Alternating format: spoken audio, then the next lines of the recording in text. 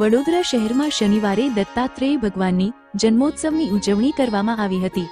દત્ત જયંતીનો મહોત્સવ શહેરના વિવિધ દત્ત મંદિરો અને દત્ત ઉપાસકોના ઘરે થયો હતો। શનિવારે 14 ઉપર પૂનમ થતી હોવાથી સંધ્યાકાળે દત્ત જન્મોત્સવ ઉજવાયો હતો।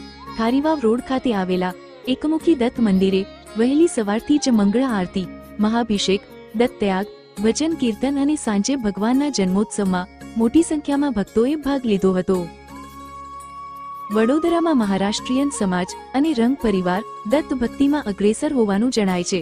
દત્તાત્રેયની ભક્તિમાં કોઈ વિધિ નિષેધ નડતો નથી। જો કે દત્તાત્રેયને પીળા વસ્ત્ર અને પીળા પુષ્પ ચડાવવાનું મહાત્મય છે। દત્તાત્રેય ભગવાન સ્મરણ માત્રથી રાજી થનાર દેવ છે।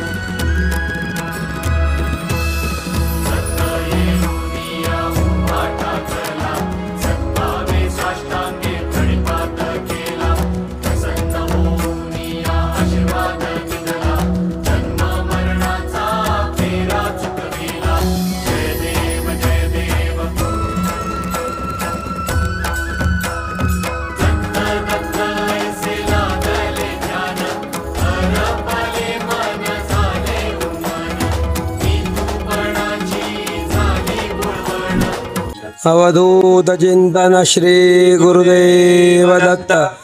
विश्वना सर्व भाइयों बहनों ने वडीलों ने आज दत्त जयंती ने खूब खूब हार्दिक शुभेच्छाओं। आज साथे आजना दिवसे आ विश्व में ब्रह्मा विष्णु महेश એ ગુરુ રૂપે અવતરિત થયા અને આ સૃષ્ટિનું પાલન કરી અહીંયા ખારીવાવ રોડ એકમુખી દત્ત મંદિર વડોદરામાં આવેલ છે, જ્યાં પાંડુરંગ સ્વામી મહારાજ નવરાત્રે સંજીવન સમાધિ લીધેલી છે. અને આ મંદિરનું જે સંજીવન સમાધિ પહેલાં એમની ખડાઓ જે વાપરતા હતા તે ખડાઓ તો પૂજામાં હતી જ. તે સિવાય હાલની પેઢીમાં જેટલા હાલમાં સેવા પૂજા કરે છે એ પેઢીમાં એમના સમાધિ ઉપર સ્વયંભૂ અવતરિત થયેલી જે ચરણ પાદુકાઓ આવેલી છે એના દર્શન અહીંયા ફક્ત અને ફક્ત દત્ત જયંતીના દિવસે જ મંદિર પ્રાંગણમાં જેટલા બી ભક્તો ઉપસ્થિત હોય એમને કરાવવામાં આવે છે. તે સિવાય એના દર્શન થતા નથી. બાકી આ મંદિરનો મહિમા અનંત છે. આ મંદિર ગાયકવાડી પરંપરાથી ચાલતું આવેલું છે. આ મહારાજની સંજીવન સમાધિ છે. પહેલાં અહીંયા રાજકીય ખૂબ મદદ મળતી હતી, હાલમાં બી ખૂબ ભક્તો આવે છે. આ બધી જો વસ્તુનું ઉત્પન્ન અને જે વસ્તુ સુશોભિત થાય છે એ બધું ભક્તોની કૃપા પ્રસાદીનું જ પરિણામ છે. આ પરિવાર માત્ર નિમિત્ત માત્ર જ છે. એ જ હું સૌને કહું છું, કાલે સાંજે 7 વાગે શ્રી દત્તગુરુની પાલખી આ જ મંદિરેથી એટલે ખારીવાવ રોડ એકમુખી દત્ત મંદિરેથી નીકળી પોસ્ટ ઓફિસ, રાવપુરા, સૂર્યનારાયણ બાગ થઈ, ટાવર, ભાવકાળેની ગલી થઈ, સમર્થ અક્કલકોટ મંદિર, સુરસાગર, દાંડિયા બજાર 4 રસ્તા, જંબુ બેટ થઈ અંદાજે રાત્રે 10 વાગ્યા સુધી અહીંયા પરતશે. તો વધારેમાં વધારે ભાવિક ભક્તો આનો લાભ લે એવી સર્વને વિનંતી છે.